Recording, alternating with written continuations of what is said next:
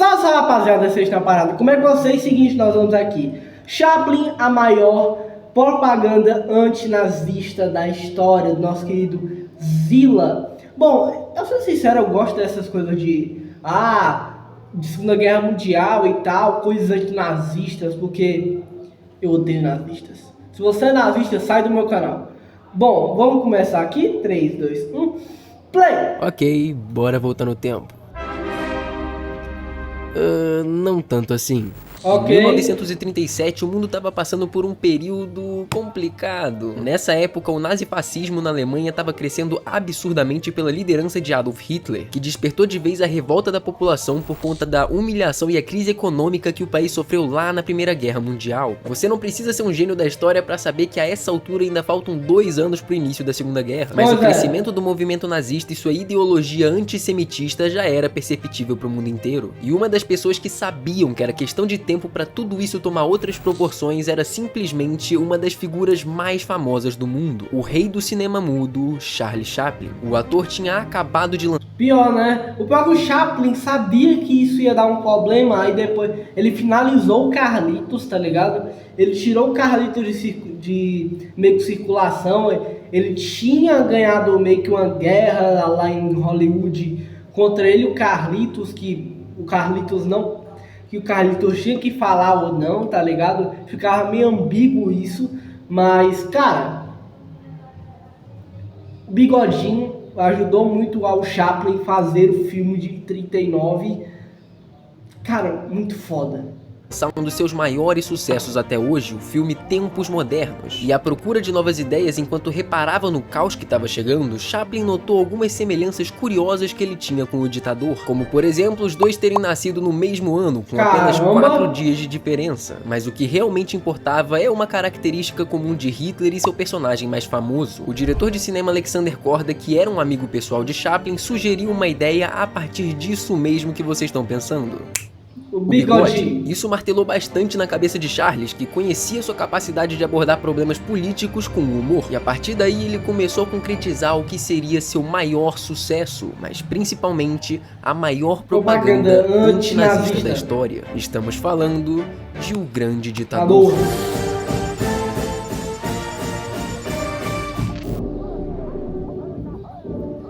Cara, esse filme é bom pra caramba, cara. Cara, é muito engraçado. Eu não vou dar spoiler do filme, porque ele já vai meio que falar do filme. Mas, cara, muito bom como ele consegue fazer um início que a gente comece a gostar de um personagem, aí depois aparece a figura desse ditador, tá ligado? Pô, tem um cara lá, judeu e tal, e depois aparece a figura do ditador, que a gente detesta. A gente olha com um olhar... que raiva, tá ligado? Me vejo obrigado a concordar com palestrinha. Essa história já começa com um grande dilema para o nosso querido Carlitos. Em 1927 havia sido lançado o primeiro filme falado da história. O cantor de jazz criou uma tendência na população da época, que começou a cada vez mais querer consumir conteúdos com fala, acreditando que em pouco tempo o cinema mudo se tornaria obsoleto. E isso é um baita problema. Como eu tinha falado antes, Chaplin era o rei do cinema mudo, mas não por falta de opção. Ele realmente detestava a ideia de um filme falado, porque de acordo com ele, isso atropelava a arte mais antiga do mundo, que ia contra a beleza do silêncio. Convenhamos, puro saudosismo e medo de mudança. Ele querer que todos voltassem como era antigamente realmente é bem paia, mas ao mesmo tempo, sobre o personagem dele, eu entendo perfeitamente. Carlitos era praticamente a representação de gentileza e humanidade em uma pessoa, e Chaplin não queria que ele falasse justamente porque a intenção era que o mundo inteiro se identificasse com Carlitos. Exatamente. E a mensagem fosse passada só através daqueles textinhos, para que as pessoas de lugares diferentes do mundo pudessem imaginar ele falando com o idioma que preferirem. Sinceramente, eu acho super válido, mas a pressão foi tanta que em Tempos Modernos ele botou Carlitos pra cantar uma música pela primeira vez, só que em um idioma que não existia. O problema é que seria impossível passar uma crítica tão importante através de um método que as pessoas não se interessavam mais. Exatamente. Então esse novo filme marcaria 2 acontecimentos históricos na carreira de Chaplin. Primeiramente, o fim de Carlitos no cinema. Aquele personagem que usa chapéu e bigodinho nunca mais apareceu em uma obra. Chaplin realmente não queria perder a essência que fez o personagem ser tão famoso famoso para começo de história, a identificação global. E segundamente, agora sim, o primeiro filme totalmente falado de Chaplin. Mesmo contra seus ideais, transmitir a mensagem pro máximo de gente possível era o mais importante. Por isso esse longa é falado em inglês e legendado para uma porrada de idioma. Mas então, finalmente, tava tudo certo para começar o filme. Vamos lá.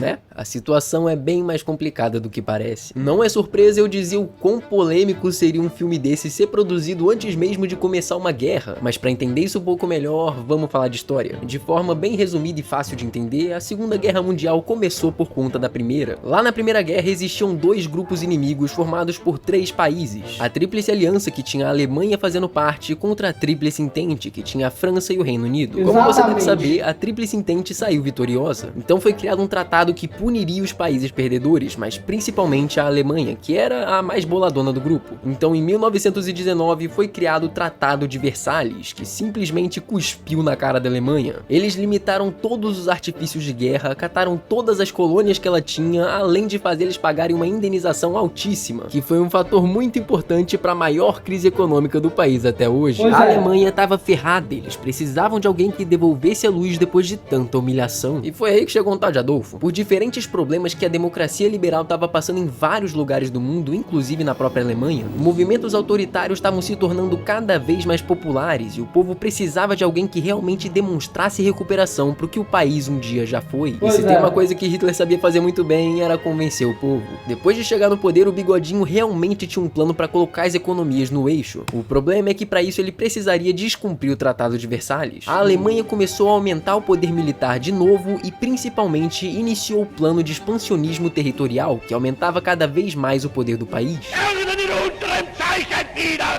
A Inglaterra... Só de ouvir ele dá uma raiva, não sei porquê, mas só de ouvir ele dá uma raiva. Vendo isso, preferiu não interferir de primeira, com medo de começar uma nova guerra. Então eles precisavam amenizar o máximo de problemas possíveis para fazer a Alemanha parar o crescimento de forma pacífica. E foi no meio de toda essa muvuca que Chaplin queria fazer uma crítica ao nazismo. Ele ainda é um cidadão do Reino Unido, obviamente isso seria uma polêmica. Por conta disso, aconteceram diversas discussões durante o processo criativo do projeto. Existia um debate muito grande sobre fazer ou não fazer um filme a essa altura que estava a tensão na Europa. Executivos de diversos estúdios queriam fazer Chaplin desistir do projeto, e a maior pedrada foi a própria Inglaterra dizer que caso o filme saísse, ele seria totalmente banido em todos os cinemas do Reino Unido. Eles precisavam conciliar com a Alemanha para não existir uma segunda guerra. Vendo isso, Franklin Roosevelt, o presidente dos Estados Unidos da época, enviou o secretário de comércio Harry Hopkins para encorajar Chaplin a continuar o projeto. Caramba! Ok, Estados Unidos, eu acho que ele já sabia que ia rolar a guerra. Então, ok. Que a influência de Charles poderia ajudar a sensibilizar o povo americano para a ameaça do fascismo. E isso deu muito certo, tanto que Chaplin continuou o projeto. A questão é que quanto mais o projeto ia se desenrolando, mais perigosa ficava a situação na vida real. Lembra que a Alemanha estava quebrando o pacto que eles tinham feito? Pois é, seguinte parceiro, eu sei que eu não fui tão generoso na hora de fazer o acordo, mas ou você para de invadir, ou nós vai te caçar a pau. Olha, eu acho que é tudo uma questão de perspectiva. Dói no meu coração saber que vocês acham mesmo que todo mundo vê que a Alemanha não ansioso com o trato. Mas se é pro bem das nossas relações e pra nossa população, eu paro com tudo. Ele invadiu a Polônia. Isso foi o estopim para todo mundo ver que a Alemanha não iria parar de aumentar o império. E assim, em 1939, a Segunda Guerra começou. A interferência que os na hora da briga, rapaziada. países contra a Alemanha estavam querendo impor no filme do Chaplin, a essa altura não existia mais. Eles tentaram resolver de forma pacífica e não deu certo. Mas agora, meu amigo, agora é guerra. E numa guerra quase tão importante quanto o poder bélico é o poder de influência. E com certeza, com um dos homens mais famosos do planeta querendo fazer uma crítica sobre o inimigo, Inglaterra e França não pensaram nem 2 vezes antes de incentivar Chaplin a terminar o projeto. Óbvio, para que se tornasse uma ótima propaganda antinazista. Eles só não imaginaram que em 1940 sairia nos cinemas a propaganda antinazista mais influente da história. Nossa história começa em 1918, dessa vez não com Carlitos, mas sim um homem judeu que durante o filme todo será chamado apenas de Barbeiro, que embora se pareça bastante com Carlitos, Chaplin deixou bem claro que não é. A gente acompanha esse homem como um soldado lutando na Primeira Guerra Mundial, representando o país fictício da Tomânia, que vocês vão ver ser uma referência muito clara à Alemanha. No meio de toda essa confusão, o Barbeiro encontra um aviador do seu país precisando de ajuda. Os dois cooperam para voar de volta para a base, mas no meio do ar a gasolina acaba e a dupla cai no chão. Quando o piloto sai do avião, ele descobre que a guerra já tinha acabado.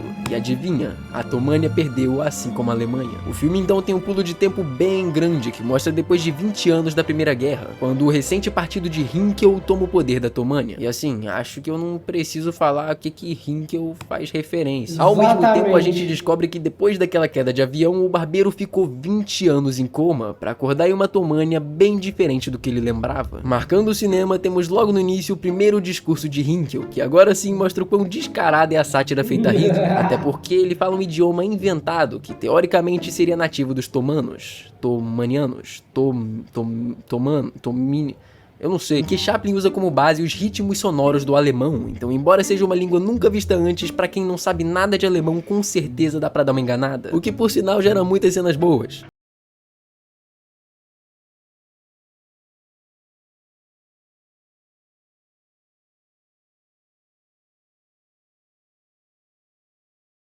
Esse primeiro discurso resume a personalidade de Hinkel de forma bem explícita. Falas como a liberdade nos enfraquece mostram a aversão dele pela democracia. A todo momento ele fica exibindo seu poder bélico e, é claro, já mostra total preconceito com o povo judeu. E aí temos uma coisa muito importante. No filme, essa perseguição aos judeus foi retratada bem mais como um preconceito, uma repressão, do que realmente um massacre, que foi o que aconteceu. Mas Charles não fez isso pra deixar o filme mais leve ou coisa do tipo. A situação foi tratada dessa forma porque ainda não se tinha noção do tamanho genocídio que existia. Até porque, como eu disse, o filme foi lançado em 1940 e a descoberta de tamanha brutalidade nos campos de concentração só vieram lá em 1944, quase no fim da guerra. O mundo só teve a oportunidade de entender melhor toda essa chacina conforme os aliados invadiam Berlim e descobriam todas essas tragédias. Chaplin ficou realmente mal com isso, porque querendo ou não, o filme envolve toda essa ridicularização do pensamento nazista, que foi sim muito importante, mas ele sente que essa leveza humorística não seria tratada da mesma forma se o filme fosse lançado mais pra frente. Exatamente. Se eu já houvesse tomado conhecimento dos horrores que aconteciam nos campos de concentração alemães, não teria podido realizar o grande ditador. Não teria podido fazer graça à custa da demência homicida dos nazistas. Entretanto, mantinha-me firme no propósito de ridicularizar sua mística baboseira a respeito de pureza racial. Exatamente. Eu acho uma pena que ele tenha sentido culpa por isso, até porque não é de ciência dele saber de coisas que ainda não tinham sido reveladas.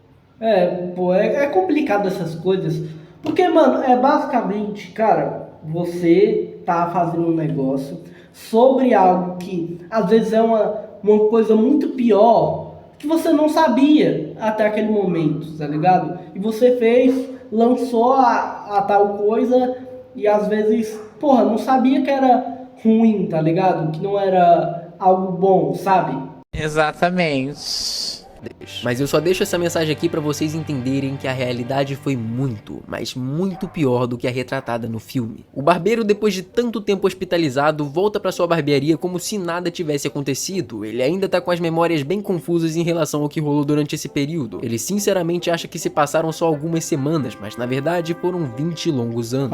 Ele acaba se metendo em uma confusão com as autoridades, mas é óbvio, ele ainda não tá acostumado com esse regime autoritário e essa perseguição aos judeus. No meio de toda essa bagunça, ele conhece Hannah, o interesse amoroso do nosso protagonista, que tá nesse filme para representar o afrontamento do povo oprimido contra essa liderança. Mesmo com ela tentando ajudar, os soldados da Dupla Cruz, que é a versão light da suástica, encurralam o barbeiro e decidem enforcá-lo em praça pública. Pois é, mas como o filme não acaba aqui, quem chega nesse momento é o comandante Schultz, uma autoridade de altíssima patente no governo nazista, que analisa a situação e percebe que quem tá sendo enforcado é o homem que o ajudou a sobreviver lá na Primeira Guerra. Exatamente, Schultz é aquele aviador lá do começo. Embora o barbeiro não se lembre, o comandante tem total respeito por ele, independente de ser judeu ou não, e decide proteger secretamente tanto o protagonista quanto seus amigos, tipo Hannah e o Sr. Jekyll. Inclusive, Hannah essa que era interpretada por Paula Charlotte Goddard, que era esposa na vida real de Chaplin, e querendo ou não, isso trouxe uma química muito legal entre os dois. A partir daí temos uma série de situações que satirizam a vida de Hinkel, mostrando a futilidade em que seu tempo é perdido, seja por aprovação do próprio ego, desprezar pessoas sem nenhum motivo ou sonhar com a sua tão amada dominação global. Inclusive é aqui que temos aquela famosa cena de Hinkel brincando com um balão do planeta Terra, que representa muito bem a sede que o ditador tava pela expansão territorial. Um dos grandes desejos de Hinkel durante o filme é concretizar a invasão de Austerlitz, que também é outro país fictício, só que dessa vez baseado na Áustria. O problema é que essa invasão seria muito difícil, porque nesse contexto um ditador italiano chamado de Napoleone tinha posicionado suas tropas nas fronteiras dos territórios. E se você ainda não entendeu, Chaplin não vai bater só em Hitler durante o filme, ele vai também bater no real ditador italiano Benito Mussolini. Na época em que Hitler comandava o partido nazista na Alemanha, Mussolini aplicava o fascismo na Itália, que foi também um dos regimes ditatoriais mais pesados que já existiram.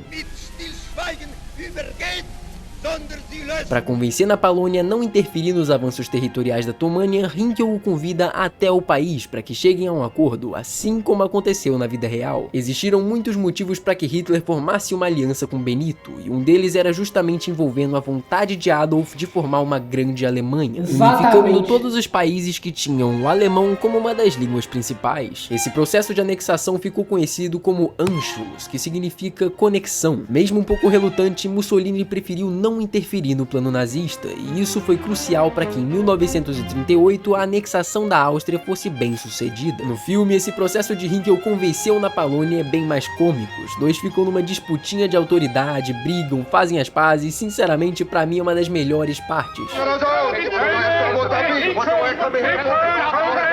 No fim, Hinkel e Napoleon chegam ao acordo, e Austerlitz passa a fazer parte da Grande Tomânia. Enquanto isso, os dias de paz do nosso protagonista acabavam, já que Schultz foi descoberto tentando proteger os cidadãos judeus da região do gueto, que era onde o barbeiro morava, e por conta disso acabou sendo condenado à prisão por traição, assim como o barbeiro por influenciar o comandante. Hannah e Sr. Jekyll conseguem fugir para Austerlitz, que ainda era um lugar livre da dupla cruz, mas por pouco tempo. Schultz e o barbeiro vão para um campo de concentração. Como eu disse antes, eles não sabiam o que era realmente feito em lugares como esses, então aqui é tratado bem mais como uma prisão do que realmente um ambiente de genocídio em massa. Os dois conseguem fugir e agora sim, aquela semelhança entre o personagem de Chaplin e o bigodinho é colocada em xeque, porque o barbeiro se disfarça de Hinkel sem que ninguém perceba, e aqui vem aquela cena mais impactante de todo o filme. Durante o longa, vários personagens mostram a insatisfação que o governo de Hinkel dava à sua população, mas até agora só com algumas frases e ações, nada tão direto como o barbeiro disfarçado,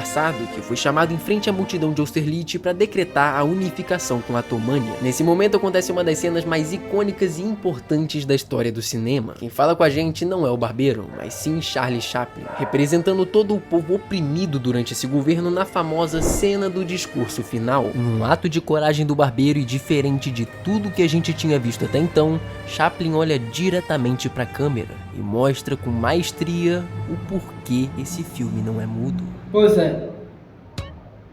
É claro que não tinha como esse projeto não ser polêmico. Embora essa obra seja uma crítica bem explícita ao nazismo e puxando ali o fascismo de Mussolini, tanto o discurso final quanto as sátiras ao poder autoritário servem para qualquer tipo de ditadura, mostrando que é um conceito prejudicial por natureza. Por isso, o filme foi banido ou sofreu uma forte censura em vários lugares do mundo que adotavam esse tipo de regime, como a Espanha por conta de Francisco Franco ou Portugal por conta de Salazar. Inclusive, isso também aconteceu no Brasil, lá na época de Getúlio Vargas. Mal sabia a gente que pouco tempo depois viria a ditadura militar.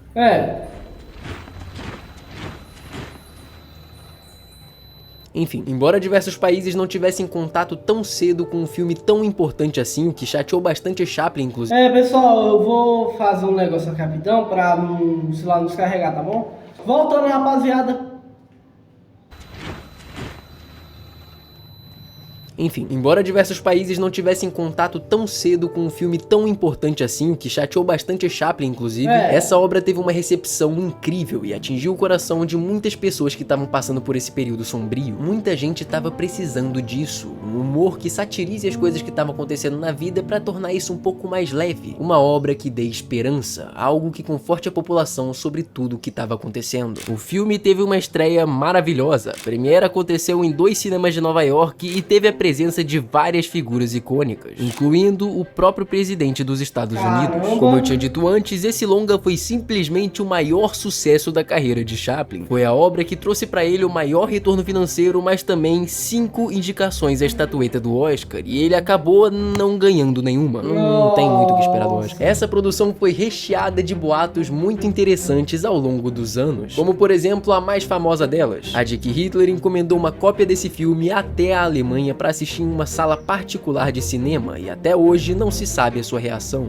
O cara deve ter gostado pra caramba. Porém, um desses boatos envolvendo Chaplin e sua obra trouxe à tona um dos piores momentos da sua vida. Se hoje em dia eu falar da sigla FBI, existe uma grande chance de você associar direto àqueles filmes de agentes americanos, aquelas missões super legais e todo aquele estilo que a indústria construiu. Mas na década de 40, se eu falasse de FBI, muito provavelmente as pessoas não associariam isso a um estereótipo, mas sim a uma pessoa. E essa pessoa era J. Edgar Hoover. Esse homem ganhou o poder máximo de liderança no FBI em 1924, e por conta do impacto que ele teve na construção do que seria hoje a maior organização policial do mundo, ele acabou se tornando a cara do FBI. Embora existissem alguns impactos positivos por parte dele no comando, como por exemplo o desmantelamento da Ku Klux Klan, que é um grupo racista muito famoso inclusive, esse cara era extremamente polêmico e babaca, por sinal. Edgar proibiu a entrada de mulheres no FBI, apoiava campos de detenção para japoneses nos Estados Unidos, era um homem totalmente contra os direitos civis, mas principalmente o que importa para nossa história é a sua ideologia anticomunista extremista. Chaplin nunca teve medo de criticar situações que ele vê como problemas sociais, seja nas suas obras ou fora delas. Tempos Modernos, o filme que vocês provavelmente já conhecem, critica diretamente a desumanização do trabalho, a desigualdade social e o capitalismo industrial.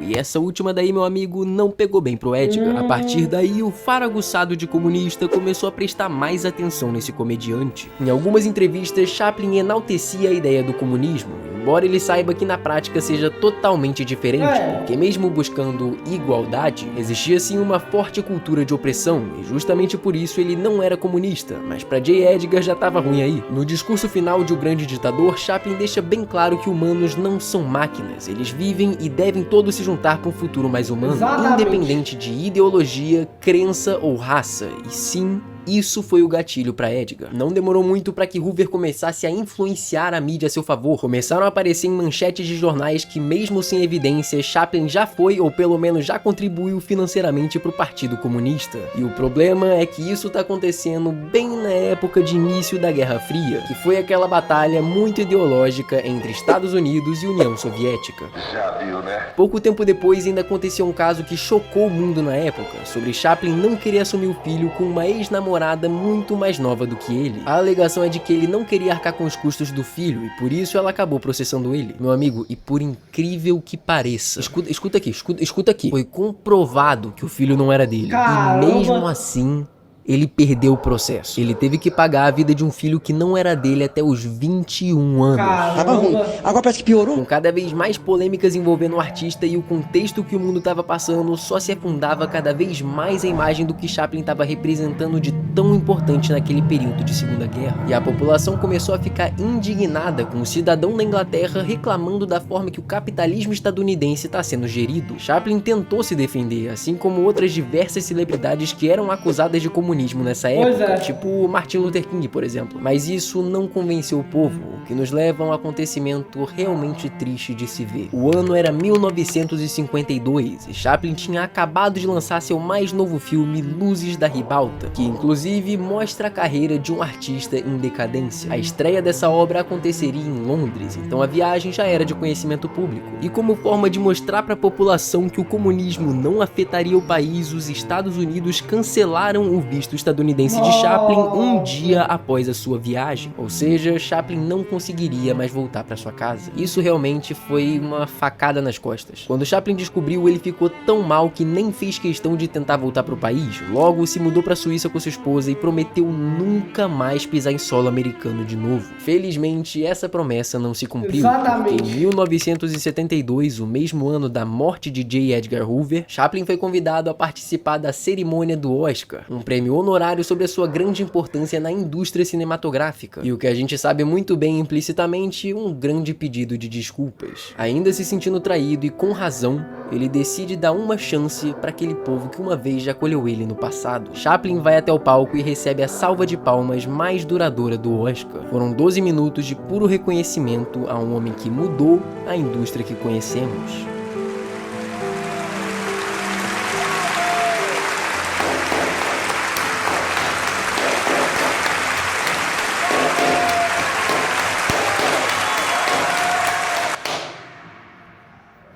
Essa é uma das minhas histórias favoritas do cinema. Olha a quantidade de complicações e questões pessoais que Chaplin passou na trajetória de um único projeto. O medo disso ser feito em um dos períodos mais cruéis da humanidade. Eu sei que isso é impossível, mas como seria bom mostrar pra ele que até hoje seu trabalho é apresentado em escolas no mundo todo. Exatamente. Que seu material é usado como estudo e educação mais de 80 anos depois. A crítica se mantém tão firme quanto nunca, não só para entender o passado, mas também o presente. Até os dias de hoje ainda existem diversos exemplos de ditaduras explícitas e implícitas. E quanto a isso, é sempre bom lembrar o que Chaplin dizia em seu discurso final.